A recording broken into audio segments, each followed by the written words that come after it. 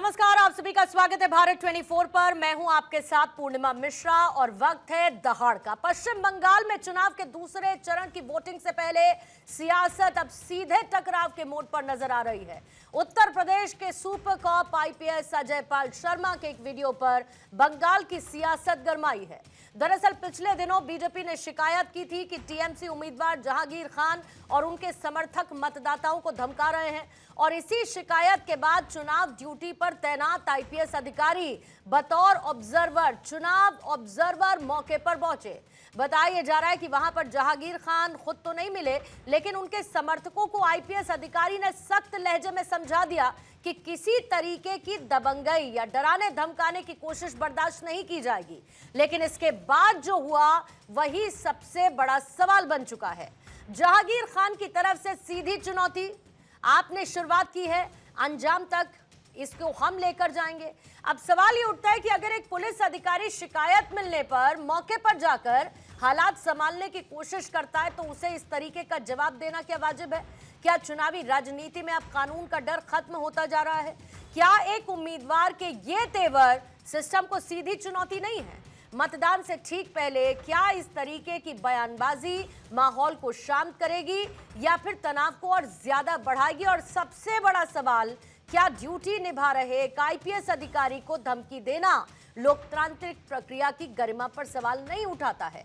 एक तरफ कानून का पालन करवाने की कोशिश और दूसरी तरफ राजनीतिक आक्रामकता, ऊपर से टीएमसी और समाजवादी पार्टी जैसी जो पार्टीज है जिस तरीके से पुलिस अधिकारी पर चुनाव ऑब्जर्वर पर सवाल उठा रही हैं, क्या यह संकेत है कि चुनाव अब सिर्फ वोट नहीं बल्कि कानून बनाम दबाव की लड़ाई बन चुका है?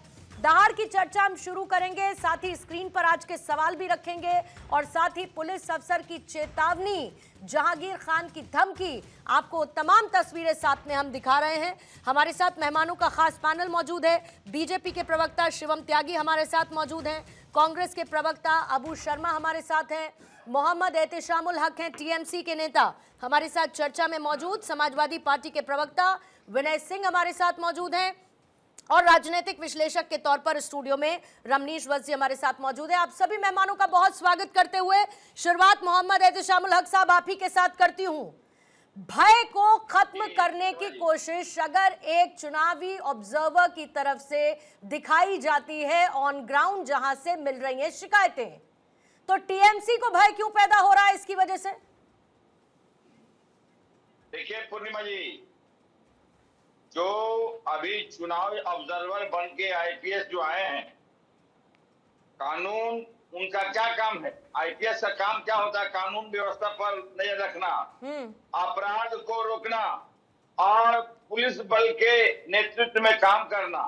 लेकिन ये हमारे कैंडिडेट फालता के जहांगीर खान को ये छेड़ दे रहे हैं, घर में जाकर करके वहां पे हमारे टोटल कैंडिडेट के परिवार है, अड़ोस पड़ोस की महिला है और ये छेड़ दे करके बोल रहे हैं कि समझा दो। ये कहीं न कहीं ये इस तरह की जानबूझकर रणनीति के माध्यम समझ लिए ये हमारे कैंडिडेट पर समझ लिए प्रहार कर रहे हैं। ये किस तरह का? ये ऑब्जर्वर का काम है क्या? ऑब्जर्वर जो आईपीएस बन करके वहां गए हैं, उनका कानून व्यवस्था पर नजर रखना, कहीं गड़बड़ी नहीं हो, किसी तरह का कोई भी दिक्कत नहीं हो, चुनाव में कोई भी दुष्कर्मी नहीं हो, बाधा नहीं हो, ये काम है। ना कि टीएमसी के कैंडिडेट के घर में जाकर करके इस तरह का मतलब समझा। और टीएमसी के कैंडिडेट जहांगीर खान क्या कर रहे हैं? उनके लिए शिकायतें नहीं आई क्या? देखिए, सबसे बड़ी बात है शिकायतें की तो बात हमारे जो उत्तर प्रदेश के अजय पाल शर्मा है, ये अपने आप को सिंघम, पश्चिम बंगाल है, पश्चिम बंगाल का नागरिक सिंघम है। पश्चिम बंगाल अजय के जैसा पुलिस को बहुत सारे देखा, फेस किया है। ये पश्चिम बंगाल एक ऐसा राज्य है पूर्णिमा जी, यहाँ के हर एक नागरिक सिंघम है और उनका समझ लिए किसी तरह का, इस तरह का ये पूरे आईपीएस का समझ लिए अपमान किया है। ये अपने आकाओं को खुश करने के लिए इस तरह की वातावरण फैला रहे हैं। तो आप किसको? जहांगीर खान को आप खुश कर रहे हैं? पूरी टीएमसी मिलकर जहांगीर खान को खुश कर रही है। जहांगीर खान के खिलाफ शिकायतें आई, क्या निकला? बाइक पर सवार लोग क्या कहकर निकल रहे थे? एहतेशामुल हक साहब, खेला हो बे, खेला हो बे, खेला हो बे, कौन धमका रहा था? आईपीएस अफसर धमका रहे थे या फिर जहांगीर खान पहले धमका रहे थे? और चुनावी ऑब्जर्वर का काम है कि किसी भी इलाके में पहुंचकर शांति को बरकरार रखना। अगर कोई भी कानून के दायरे से परे कुछ करने की कोशिश कर रहा है, अगर धमका रहा है चुनाव शांतिपूर्ण होने से पहले, तो क्या काम है चुनावी ऑब्जर्वर का? काम शांति बनाए रखना, किसी भी तरीके के ऐसे एलिमेंट्स को पहले चेतावनी देना। क्या वही काम आईपीएस अफसर ने नहीं किया? और आप लोगों को इतनी समस्या थी, आप लोग कलकत्ता हाईकोर्ट गए, तो कलकत्ता हाईकोर्ट ने क्या कह दिया इस मामले में? देखिए पूर्णिमा जी, आप जिस हिसाब से बात कर रहे हैं, आप पक्षपात की बात कर रहे हैं। मैं तो कलकत्ता हाईकोर्ट की बात कर रही हूँ एहतेशामुल हक। आप जो है पक्षपात की बात कर रहे मैं हैं। तो कलकत्ता हाईकोर्ट की बात कर रही हूँ। मैं चुनावी ऑब्जर्वर और उसकी ड्यूटीज की बात कर रही हूँ, जिसके लिए चुनावी ऑब्जर्वर के पास फ्री हैंड है। और अगर वो अपना काम करता है और उसके बाद वहां पर धमकियां दी जाती हैं, आप लोग उस पर राजनीति करते हैं, कलकत्ता हाईकोर्ट आपकी याचिका को खारिज कर देता है, तो फिर आपको ये समझना पड़ेगा कि एक्चुअली में कानून के दायरे से परे कौन काम कर रहा है और कानून के भीतर रहकर कौन काम कर रहा है। शिवम त्यागी, इस पूरे मामले में आप लोगों ने जहांगीर खान को लेकर कई आरोप लगाए। आपने ये भी कहा कि टीएमसी का संरक्षण है और इसीलिए जहांगीर खान की इतनी हिम्मत। अब वहां पर पहुंचते आईपीएस अफसर और उसके बाद पूरा इलाका है वहां पर शांति बनी रहे, अजयपाल शर्मा इसकी कोशिश करते हैं, पूरी टीएमसी मिलकर उन पर हमलावर हो जाती है। सीधे सीधे उत्तर प्रदेश के मुखिया, गृह मंत्री से लेके चुनाव आयोग से लेके सब पर सवाल खड़े किए जाते हैं। तो फिर भय मुक्त चुनाव कैसे होगा? कोशिश तो यही है ना कि चुनाव में कोई भय का माहौल ना हो। पूर्णिमा जी, विषय जहांगीर का नहीं है, विषय मैं मानता हूं कि पूरी टीएमसी का है और टीएमसी के एक एक नेता का है। आज एक बयान आया अभिषेक बैनर्जी का, जो कल उन्होंने दिया। उन्होंने कहा कि पिछली बार भी हम आरामबाग हार गए थे, गोघाट हार गए, खानाकुल हार गए, पुरशुरा हार गए, लेकिन हमारी उदारता देखिए कि तुम बच गए। इस बार मैं खुद जिम्मेदारी संभालूंगा। 4 तारीख को 12 बजे के बाद देखूंगा किस जल्लाद में कितनी ताकत है और दिल्ली का कौन सा बाप आपको बचाएगा। ये एक पब्लिक रैली में खड़े होकर जनता को बोल रहे थे अभिषेक बैनर्जी। और इसके अलावा खास तौर पर अगर मैं बात करूं जहांगीर की, तो उन्होंने कहा ही है कि भाई खेला आपने शुरू किया है, खत्म मैं करूंगा। इसके अलावा रेजू दत्ता जो टीएमसी के प्रवक्ता हैं, उन्होंने कहा कि हमारी नज़र है इस आईपीएस अधिकारी पर, हम इसको जेल डालेंगे, will trace him down and ensure that he is behind the bars, will file an FIR against him. इसके अलावा अगर मैं बात करूं तो ममता दीदी ने भी कहा है, कल ही की खबर है, कि 4 मई के बाद यहाँ से केंद्रीय बल तो चले जाएंगे, सेना तो चली जाएगी, आपको यहीं रहना है। ये पुलिस वालों के लिए है। किसको डराने की कोशिश कर रहे हो भाई? किसको डराने की कोशिश कर रहे हो? कोई नहीं डरने वाला। और छोड़ दीजिए बंगाल, ये अखिलेश यादव जी जो 3 में ना 13 में बंगाल में, ये भी बैठकर यहां कह रहे हैं अधिकारियों को लालच दिया जा रहा है, ऐसे अधिकारियों पर हम केसेस खोलेंगे, केसेस करेंगे, ये करेंगे, वो करेंगे। इधर से संजय सिंह कह रहे हैं, जिनका कोई लेना देना नहीं, इनसे अपने दिल्ली में लोग रुकते नहीं। ये बंगाल के बारे में टिप्पणी करते हुए कह रहे हैं कि ये गलत है, निर्वाचन आयोग का ये काम नहीं होना चाहिए, ऐसा नहीं वैसा नहीं। एक काम करिए, ये कृपया करके भाषण मत दीजिए। इलेक्शन कमीशन के जो ऑब्जर्वर हैं उनके पास इम्यूनिटी है और जिम्मेदारी भी, कि कहीं पर भी कोई भी व्यक्ति अगर माहौल खराब करने की कोशिश करेगा तो चेतावनी के साथ उस पर कार्रवाई की जानी चाहिए। हाईकोर्ट ने जाहिर है वो उनको ऑब्जर्वर से हटाने और तमाम चीज़ों में ऑलरेडी जो याचिका है वो खारिज कर ही दिया और कह दिया है कि 29 तक कोई हम जो है इसमें दखलंदाजी नहीं करेंगे। आप मुझे एक चीज़ बताइए, क्या इतिहास नहीं है बंगाल का? क्या 2016 में 10 से ज़्यादा मौतें और अप्रॉक्सीमेटली 30 से ज़्यादा लोग घायल नहीं हुए थे? क्या 2019 में 17 से ज़्यादा लोग की हत्या नहीं हुई? पोस्टपोल हिंसा में 3000 से ज़्यादा लोगों ने पलायन नहीं किया? क्या 2021 में 10,000 से ज़्यादा लोग पलायन कर गए, 60 से ज़्यादा मौत हुई और 32 से ज़्यादा बलात्कार हो गए? एक 60 साल की महिला का बलात्कार हो गया। जितने भी इलेक्शन कमीशन ने अधिकारियों को ट्रांसफर किया था, ममता दीदी ने चुनाव खत्म होते ही सबसे पहले उनको वापस बुलाया, लोगों को घर में ढूंढ ढूंढ कर मारा गया और बलात्कार किया गया। ये बंगालियों पर हाथ उठाने की अभी किसी की हैसियत नहीं है। आदरणीय गृह मंत्री, प्रधानमंत्री जी दोनों ने कहा है कि वहां पर सेंट्रल फोर्सेस चुनाव के बाद भी रहेंगी। अखिलेश यादव से लेकर, संजय सिंह से लेकर, ममता बनर्जी से लेकर, अभिषेक बैनर्जी से लेकर जहांगीर तक किसी की औकात नहीं है कि बंगालियों पर हाथ उठाए या चुनाव में किसी भी तरह का व्यवधान डाले, और अगर कोई भी करेगा तो उस पर कार्रवाई होगी। और अजय पाल शर्मा नहीं, कोई भी ऑब्जर्वर होगा और किसी भी तरह की कोई ऐसी स्थिति लॉ एंड ऑर्डर की पैदा होगी, कोई किसी को डराने की कोशिश करेगा, धमकाने की कोशिश करेगा, तो उसको इसी तरीके से आयरन रॉड से पेश आया जाएगा। गुंडों से कोई कॉम्प्रोमाइज नहीं होगा। जवाब दीजिएगा एहतेशामुल हक साहब। ठीक है एहतेशाम, आवाज आ रही है आपको? जी पूर्णिमा जी, बोलिए पूर्णिमा सर। जी, आवाज पूरी आवाज मिल रही है। हाँ बंगालियों बताइए की सर, बात करने बताइए। वाली भारतीय जनता पार्टी के प्रवक्ता जो है, इनकी बात जो है सूट नहीं कर रहा। ये बंगालियों के विरुद्ध बात करते हैं। बंगाली जहाँ जहाँ बोलते हैं बंगला, उनको ये समझ लिए एजेंट से बात करते हैं। बंगला बोलने वाले के ये समझ लिए इस हिसाब से बात करते हैं, बंगाली की बात करते हैं। इसलिए यहाँ सरकार बनाने का ये ख्वाब देख रहे हैं। इनका सपना साकार नहीं होगा। प्रवक्ता जो शिवम त्यागी जी बड़ी बड़ी बात कर रहे हैं बंगाली होकर करके, जहाँ जहाँ बंगाल के लोग बांग्ला भाषा बोलते हैं, गुजरात, महाराष्ट्र और उसके बाद में उड़ीसा, जहाँ जहाँ डबल इंजन की सरकार है, दिल्ली, बांग्ला बोलने वाले को रोहिंग्या बोला जाता है, प्रताड़ित किया जाता है, अब मारा जाता है। आज देखिए यहाँ क्या हमारे आदरणीय होम मिनिस्टर क्या कहते हैं कि 5 तारीख के बाद में उल्टा लटका देंगे। ये सड़क छाप वाली बात है। हमारे होम मिनिस्टर इस तरह की अभद्र भाषा बोलते हैं कि 5 तारीख के बाद टीएमसी के गुंडे को उल्टा लटका करके मारा जाएगा। ये जो जहांगीर खान है, एहतेशामुल हक साहब, ये जो जहांगीर खान है, की भाषा है, ये जहांगीर खान जो है, सुनिए ना सर, जहांगीर खान पर 21 के चुनावों के बाद टीएमसी ने कोई कार्रवाई की थी क्या?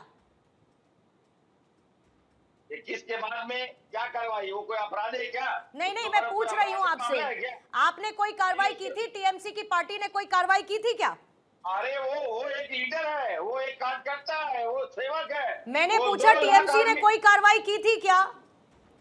नहीं, कोई कार्रवाई नहीं की थी। बताइए, हमें अवगत नहीं है, मैं जानता नहीं हूँ। नहीं, आप कैसे, आप टीएमसी के नेता हैं, आप ही नहीं जानते और बड़ी बड़ी बातें लेकर यहाँ पर बैठे हुए हैं। बताइए ना, क्या बात है, बताइए। आपकी पार्टी ने कार्रवाई की जहांगीर खान पर। जहांगीर खान पर हिंसा को भड़काने के कई आरोप लगे। ये बाकायदा डेटा है जिसमें जहांगीर खान का नाम शामिल हुआ। आप लोगों ने उस पर कार्रवाई की और आज आप जहांगीर खान वही बात को दोबारा से दोहराता है, तो आप कंधा लेकर बैठे हुए हैं यहाँ पर कि नहीं नहीं जहांगीर खान तो कुछ भी ऐसा नहीं। सारा आरोप आप मर दीजिए चुनावी ऑब्जर्वर पर। बात वो नहीं है, एक चुनावी ऑब्जर्वर, नहीं यही बात है, यही बात है कि जहां पर हिंसा ना हो, इस बात की कोशिश चुनाव आयोग कर रहा है। आप गृह मंत्री तक को नहीं छोड़ते। गृह मंत्री को अभिषेक बनर्जी धमकी देते हैं, 4 मई की रात रुककर दिखाए, ऐसी बातें करते हैं आप लोग, और फिर आप कहते हैं कि कोई भय का माहौल नहीं है। शिवम त्यागी,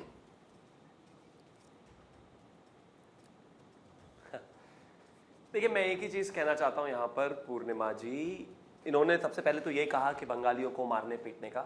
नोएडा जहां पर मैं हूं, यहां से 10 किलोमीटर दूर ही सीआर पार्क की मार्केट है। वहां पर किस तरीके से पूरे नवरात्रों से लेकर तमाम बंगाली फेस्टिविटीज होती हैं, हमें बताने की आवश्यकता है ही नहीं। पूरा जीवन ही वहीं बीत गया और ये ऐसी बेकार की बातें कर रहे हैं। हर जगह बंगाली अस्मिता को अगर कोई गाली दे रहा है वो आप लोग दे रहे हैं।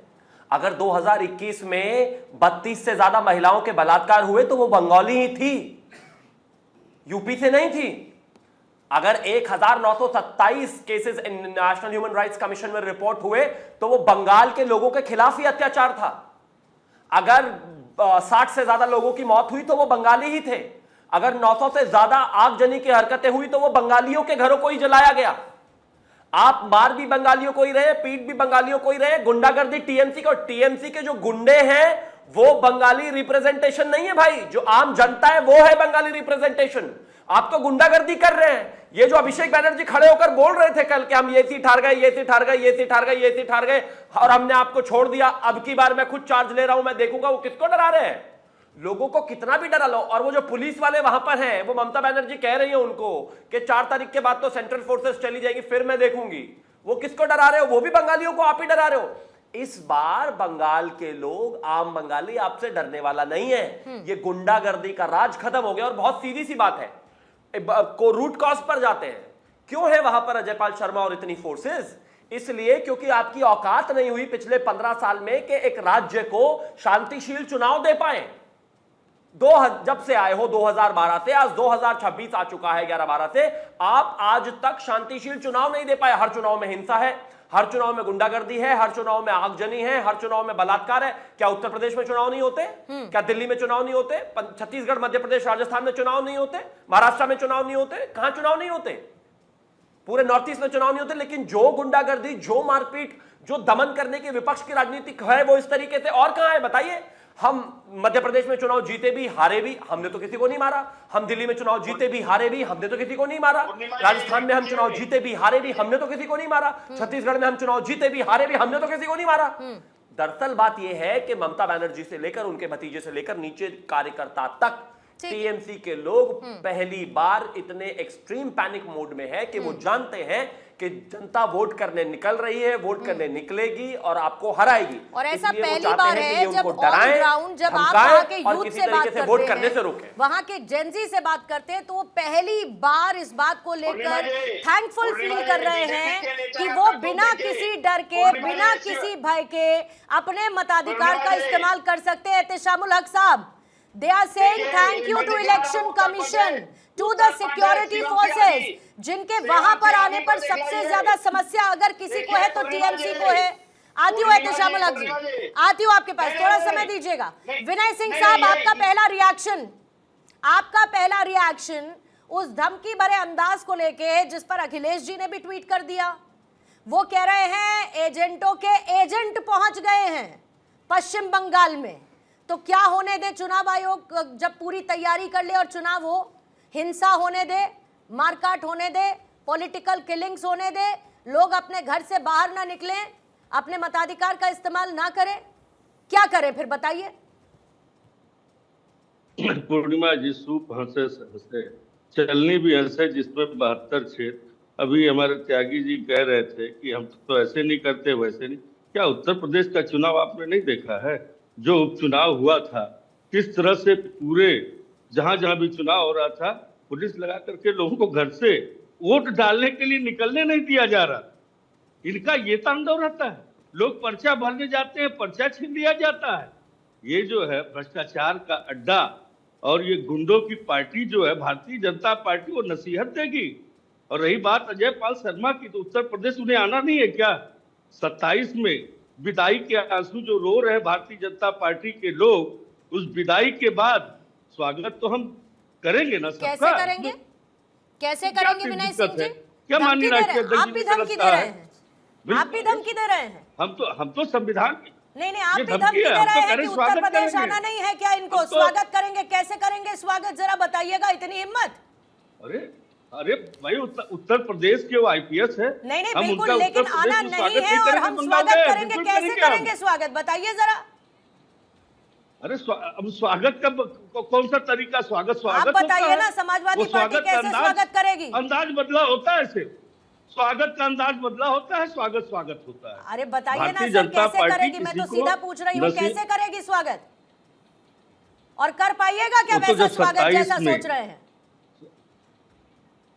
बिल्कुल बिल्कुल, हम अपने आईपीएस का स्वागत जरूर करेंगे, क्यों नहीं करेंगे, एक अंदाज के साथ करेंगे। इसमें दिक्कत क्या है? किसी तो बोलिए, बहुत बढ़िया किया करेंगे। अजय पाल शर्मा ने, बहुत बढ़िया किया, बोलिए फिर।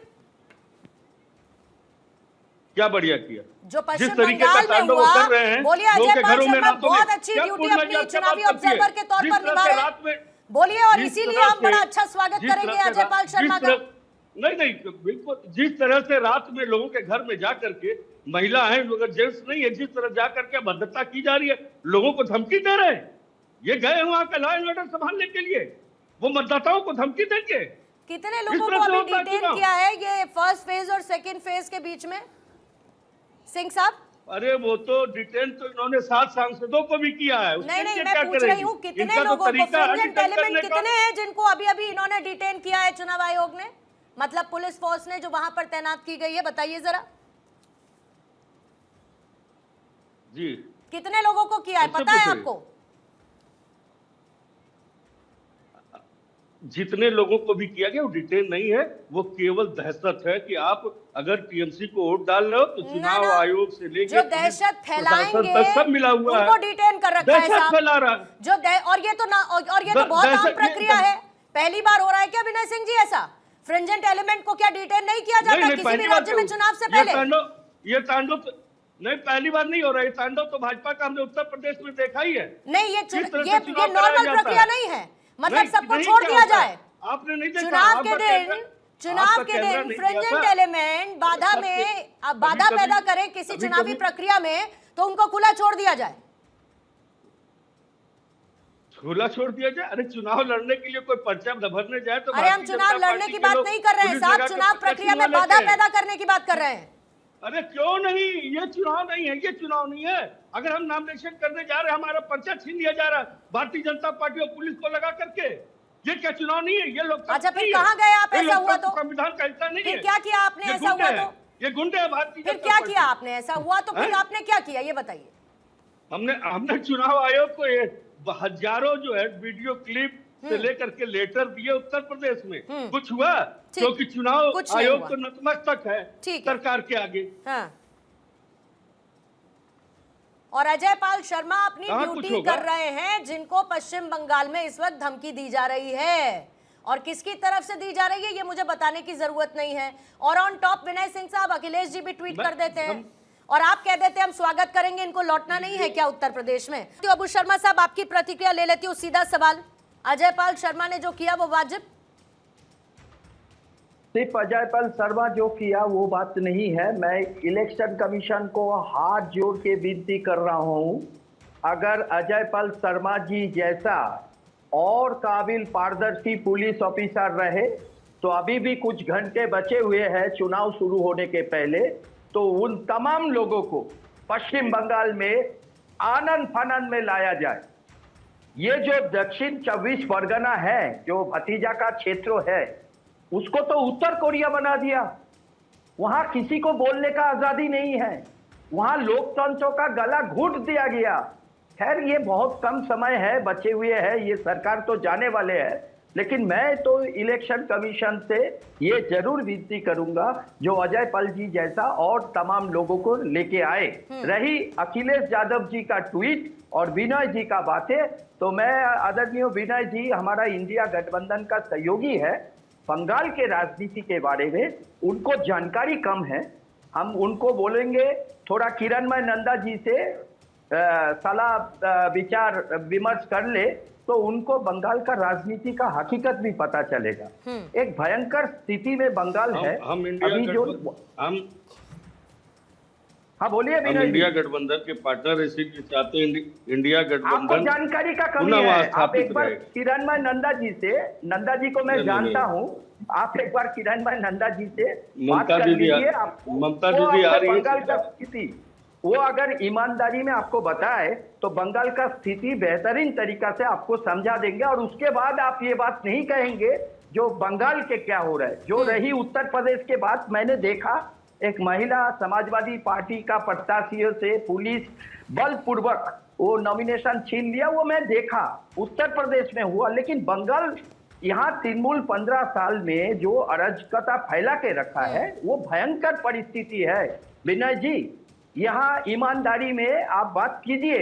इंडिया गठबंधन है वो अलग बात है, वो राष्ट्रीय स्तर पर है, लेकिन जो सच्चाई है, जो हकीकत है, उसका बात कीजिए।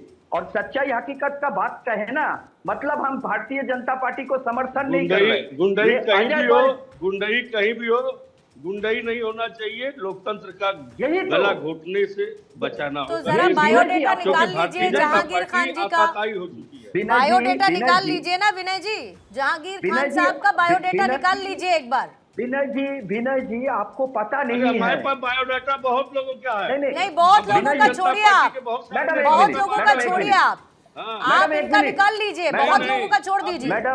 मैडम एक मिनट, मैं भी समझा रहा हूं। बहुत से भाजपा के नेताओं का बायोडाटा है, देख क्या विनय जी सुनिए ना, सजा आपका लोग भी है, देख क्या। अरे सर आपकी अपनी साथी पार्टी आपको नसीहत दे रही है कि जरा पहले बंगाल की स्थितियों को समझ लीजिए, फिर उसके बाद अपना स्टैंड रखिए।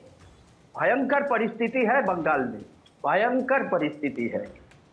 मैं आपको बता रहा हूँ, हम भी अरे कोई भी इंडिया परिस्थिति है, गठबंधन। आपको नहीं दिख रहा है? भारतीय जनता पार्टी का तांडव नहीं दिख रहा आपको? और यही कहीं नहीं और नहीं होता नहीं, है। हम भारतीय जनता तो ये हम तांडव चुनाव होता है। चुनाव आयोग ने नहीं। भेजा। भारतीय जनता पार्टी पश्चिम बंगाल में उतना शक्तिशाली नहीं है, वो विषय नहीं है। यहाँ लड़ाई यहाँ चाहे कांग्रेस लड़े, अगर चाहे कांग्रेस के साथ भारतीय जनता पार्टी अत्याचार होगा तब भी हम बोलेंगे, चुनाव आयोग को और जानते टीएमसी हैं। के साथ होगा तब भी हम विनय जी मेरा बिल्कुल। बात को आप सुनिए। विनय जी, पश्चिम बंगाल में भी आपका संगठन था, 4 विधायक हुआ करते थे। किरणमय नंदा जी पश्चिम बंगाल से मछली मंत्री हुआ करते थे और मुलायम जी के साथ रहते थे। हम सब इतिहास जानते हैं। आप मेरा बात सुनिए। ठीक है। पहले तो बंगाल में जो गुंडागर्दी चल रहा है टीएमसी का, उसके खिलाफ आप समर्थन मत जताइए। यह हम एक बंगाली होने के नाते आपको बोल रहा हूं, लेकिन आपका तस्वीर और अखिलेश जी का तस्वीर, मैं बहुत सम्मान करता हूं अखिलेश जी को। अखिलेश जी का तस्वीर पूरा बंगाल में उनका तस्वीर खराब हो जाएगा अगर इस हालत में आप लोग टीएमसी का समर्थन करें। ये मेरा नसीहत है, लेना नहीं लेना वो आपका और अखिलेश जी का बात है। ठीक ये है। हकीकत है। पूर्णिमा जी एक ठीक सेकंड है, ठीक पूर्णिमा है जी सर, जल्दी से 20 सेकंड्स, फिर उसके बाद रमनीश जी आपके पास आ रहे हैं। देखिए मैं कांग्रेस के प्रवक्ता को बता दूं, चाहे कांग्रेस हो, चाहे टीएमसी हो, चाहे कोई हो, इंडिया गठबंधन का कोई भी साथी, किसी के साथ भी अत्याचार होगा तो हम बोलेंगे, खुलकर बोलेंगे। और वहाँ हो रहा जिस तरीके का बोलिए ना, पश्चिम बंगाल में क्या विनय जी बड़ा कंफ्यूजन हो जाता है इसी डिबेट में बैठकर। कांग्रेस और टीएमसी साथ साथ पहले कभी कह देते हैं कि नहीं जी हम तो साथी नहीं हैं। अभी आप कह रहे हैं कि गठबंधन के जो भी साथी हैं, चाहे इधर टीएमसी है और चाहे जो भी है, हम उसके खिलाफ बोलेंगे। तो पहले तो आप लोग अपनी मैथ्स को सर परफेक्ट कर लीजिए, ताकि देखने वाले को ये समझ में आ जाए हम साथ साथ हैं या कितने दूर कितने पास हैं। कम से कम ये क्लैरिटी मिलनी चाहिए। शिवम जल्दी से बटन एंड कीजिएगा। रमनीश जी माफी चाहूंगी, थोड़ा आपको इंतजार मैंने ज्यादा करवा दिया। शिवम जल्दी से। जी जी जी जी, मुझे ज़्यादा कहना ही नहीं है। मैं तो सिर्फ एक चीज़ कहना चाहता हूँ कि टीएमसी और कांग्रेस को लड़ते देखते हुए इतना आनंद आ रहा है कि मैं कह नहीं सकता। लेकिन बड़ी इंटरेस्टिंग बात है कि कांग्रेस वालों के लिए बंगाल में आते ही तो दीदी बुरी हो जाती हैं और दिल्ली जैसे ही आती हैं तुरंत अलायंस हो जाते हैं। जनता को इतना बेवकूफ समझना बंद कर दीजिए कि एक ही नेता, एक ही पार्टी, एक ही समय में एक जगह सही और एक जगह गलत कैसे हो सकती है। जब अधीर रंजन चौधरी जी पर हमला हुआ कांग्रेस वाले बोले तक नहीं। अखिलेश, मैं आपके बीच में नहीं बोला। जब अधीर रंजन चौधरी जी पर हमला हुआ राहुल गांधी चुप रहे और अब रैली कर रहे हैं। भाई बोलना तो चाहिए अपने नेताओं के लिए। ठीक है, मैं गलत बोल रहा हूँ, आप सही बोल रहे हैं। आप, मुझे जानकारी नहीं है, आपको ज्यादा जानकारी है, सब कुछ आपका सही। लेकिन बस मैं ये कह रहा हूं कि या तो ममता बनर्जी सही कर रही है या गलत। बंगाल में कोई गठबंधन नहीं है।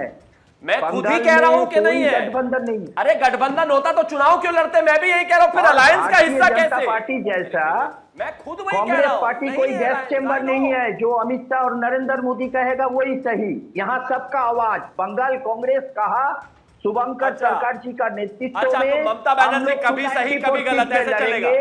ममता बनर्जी सुबह तो सही बोल रही है, शाम को गलत बोल रही है। ममता बनर्जी बंगाल में जो बोल रही है वो सही बोल रही है, दिल्ली में जो बोल रही है वो गलत बोल रही है। ऐसा कैसे हो सकता है? बताइए ना, बताइए। एक नेता के लिए दो राय कैसे हो सकती है एक ही समय में? जी समझने की कोशिश कीजिए। गैस अमित चैम्बर की शाह और आवश्यकता नरेंद्र नहीं है मोदी भाई। नहीं, यहाँ आदरणीय प्रदेश आप अध्यक्ष समझने शुभंकर की कोशिश सरकार जी कीजिए। का आप आवाज समझ को नहीं AICC रहे ने मान्यता हैं। दी। ये आपकी हिपोक्रेसी निकल कर आ रही है। नहीं, कुछ हिपोक्रेसी शुद्ध नहीं है। भाषा में इसको आपसे ज्यादा हिपोक्रेसी सीट कहते जीतेंगे, हैं कि आपसे ममता ज्यादा सीट बनर्जी जीतेंगे को बंगाल बंगाल में। में पसंद नहीं करते, लेकिन दिल्ली में चाहिए क्योंकि वो अलायंस बंगाल बनाना के है। जनता के ऊपर अधीर छोड़ रंजन दीजिए। चौधरी पर हमला हो, बंगाल चुप। के जनता के बंगाल में ऊपर छोड़ पोस्टपोल दीजिए। हिंसा हो, ठीक है। चुप। बंगाल में दंगा हो, चुप। बंगाल में पलायन हो, चुप। नहीं, लेकिन बंगाल में ठीक है, जो भी हो, अत्याचार हो, लेकिन कम से चुप। कम बड़ी लेकिन सुखद फिर तस्वीर चुनाव में बोलेंगे और फिर बाद में तस्वीर बोलेंगे। फर्स्ट फेज में जब नजर आई कि देखिए। 93% आपका वोटिंग परसेंटेज नजर आया। इससे बढ़िया और शानदार कोशिश चुनाव आयोग की नहीं हो सकती। चुनाव आयोग अपने जिन चुनाव ऑब्जर्वर को भेज रहा है, अगर वो इलाके में शांति स्थापित करते चुनाव को संपन्न करवा रहे हैं, काबिले तारीफ हैं। अब उनको जिसको धमकी देनी है वो धमकी देती रहे रमनीश भट्ट साहब। लेकिन बड़ा सवाल तो ये है कि कोशिश है कि फ्री एंड फेयर इलेक्शन हो, लेकिन ऐसा लगता है कि इसे फियर में और प्रेशर में तब्दील करने की कोशिश हो रही है। और एक चुनाव ऑब्जर्वर को इस तरीके से किसी पार्टी का धमकी देना, ये तो ना लोकतांत्रिक लिहाज से ठीक है, ना संवैधानिक लिहाज से। जी, सबसे पहली बात है कि ममता बनर्जी को ही सबसे ज़्यादा खुशी और आनंद की अनुभूति होनी चाहिए, क्योंकि जिस तरह का दंश खास करके 1977 से लेकर के 2011 तक और 2012 से पहले ममता बनर्जी का गाल खींचना और जिस तरह के दंगे के रंग में रंगा रहता था, हिंसा अराजकता के रंग में बंगाल की धरती रंगी हुई जो लेफ्ट की सरकार में रहती थी, मुझे लगता है उससे जब थोड़ा सा जब 2012 में ममता सरकार आती है, ममता बनर्जी की सरकार बनती है, तो हम लोगों को अच्छा लगा। लेकिन चुनावी ऑब्जर्वर के रूप में जब जाते हैं, केंद्रीय पर्यवेक्षक के रूप में अजय पाल शर्मा जी, तो मुझे लगता है कि धृतराष्ट्र की भांति आंखें बंद करके तो नहीं रहेंगे ना।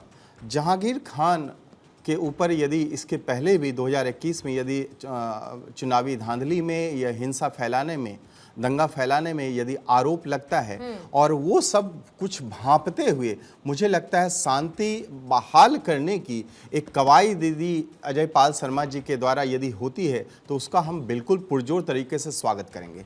फिर बात करते हैं कि एक लंबी श्रृंखला जो ममता बनर्जी के जो टीएमसी के जो गुंडे जो नेता के रूप में बने फिरते हैं, अनुव्रत मंडल की बात करें जो पूर्व जिलाध्यक्ष जो ममता बनर्जी का बहुत ही करीबी नेता है, बीरभूम की बात करें, उन्होंने 2021 में दंगा फैलाने का, हिंसा फैलाने का उनके ऊपर आरोप है। शौकत मोल्ला जो कि बम बनाता है, उसको ममता बनर्जी कहती हैं कि हमारा भी जो सिक्योरिटी हो शौकत मोल्ला जैसे लोगों को दे दो। इस बार 2026 में वो एमएलए का चुनाव भी लड़ रहा है।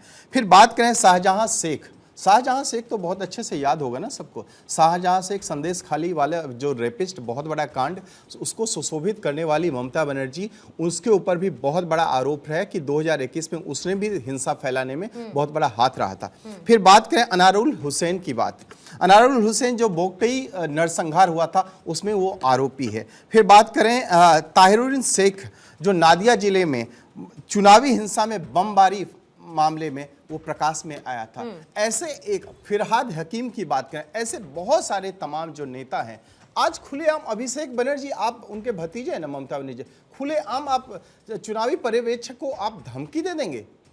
इसका मतलब आप समझिए कि एक आईपीएस ऑफिसर अजय पाल शर्मा को धमकी दी जा सकती है, तो आप समझिए कि वहां पे जो एक आम जनमानस है उसकी क्या हालत करती होंगे ये लोग। आप भारतीय जनता पार्टी को वोट दे देंगे, हाथ काट दिया जाता था। यही बंगाल है, रक्त रंजित करने वाला बंगाल, ना कि मां माटी मानुस वाला बंगाल है ये। ममता बनर्जी आप मां माटी मानुस की बात नहीं करती हैं। जहांगीर खान एक मुसलमान है, इसलिए आप उसकी आवाज बन चुकी हैं। आज ये तमाम जो नेता जो फुदक रहे हैं, जहांगीर खान कौन है, एक मुस्लिम है ना, ताकि 27% वोट न छिटक जाए। वोट को तब्दील करने के लिए जहांगीर खान, तुम्हारी इतनी हिम्मत है, एक एमएलए का चुनाव ही लड़ रहे हो ना। डीआईजी हैं अजय पाल शर्मा, उनकी एक जिम्मेदारी बनती है शांति बहाल करने की, और चुनाव प्रक्रिया में जिस तरह का जो है संवैधानिक प्रक्रिया है उसमें अच्छी तरीके से आम जनमानस जाकर के वोट दे। मुझे लगता है ये सबकी जिम्मेदारी हो सकती है। और वहां पे जो पंगु जो बना हुआ है प्रशासन, जो उनका जो पुलिस है, बंगाल पुलिस किस तरह से काम करता है, कटमनी और छोने, ये कटमनी से चलता है ना। देखिए बात करें जिस तरह से चोरी चकारी कटमनी में संलिप्त जो इनके नेता रहते हैं, उनमें आज पर्यवेक्षक इनके और खास करके जो 700 कंपनियां गई हैं, ये इनको खटक रहा है। इसीलिए ये देखिए इस तरह लेकिन इस बार बंगाल का चुनाव बड़ा अलग है। एक बात याद रखी जाए, धमकी देने वाले चाहे जो भी हो, डर के साए में इस बार वोट नहीं पड़ेगा, बल्कि कानून के साए में लोकतंत्र जीतेगा, और लोकतंत्र ही जीतना चाहिए। कल की वो तस्वीर देखने को मिलेगी जब वोटिंग होगी और कितनी बड़ी संख्या में लोग निकलते हैं। वजह क्या रहेगी कि डर का साया नहीं है, और इसके लिए क्रेडिट दिया जाए तो देना होगा चुनाव आयोग को, उन पैरामिलिट्री फोर्सेस को, उन जवानों को जो तैनात रहकर चप्पे चप्पे पर वोटर्स को इस बात का भरोसा दिला रहे हैं कि बाहर निकलो, तुम सुरक्षित हो। धमकी देने वाले तो धमकी देते रहे, उससे क्या फर्क पड़ेगा। बहुत बहुत शुक्रिया आपका शिवम त्यागी, अबू शर्मा जी, एहतिशामुल हक साहब, विनय सिंह जी, रमनीश जी, दहाड़ की चर्चा में आप लोग शामिल हुए।